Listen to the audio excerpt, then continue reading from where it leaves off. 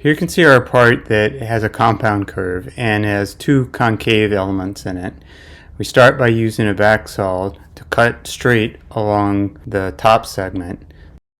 A chisel will be used to cut part of the concave curve, but if we were to just use the chisel, we would tear out the workpiece because of this grain pattern I'm pointing out. To avoid the tear out problem, I use a back saw and I cut down to my curve line. I'm making lots of marks as I go along the length of the curve. And this will prevent the tear out problem when I start using the chisel. Here we start doing some fancy filming as I flip over the chisel with the bevel down and I start to create the curve. Using two hands, you push this into the curve. And then after a little bit, I decided to switch to the bow saw just to show you that you can also use the bow saw.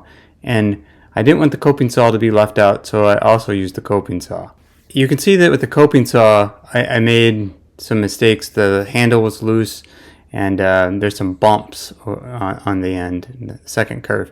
So what I'm doing is I'm also cleaning that up. I'm using the chisel and the spoke shave and going back and forth to create a nice smooth curve. Here you can see I brought out the block plane to make sure that one section of that curve was flat like it should be. When I cut down to the line of the curve with the back saw, I cut a little too far. So here you can see I'm doing some extra work with the spoke shave to try to clean that up. Here I want you to notice that I'm starting at the top of the valley and going down to the middle, and then I turn around and go from the other direction. This is done to avoid tear out. And here, instead of using a sander to smooth the curve, I'm using a card scraper to kind of clean up that curve and make it nice and clean. And here you can see our final pieces together.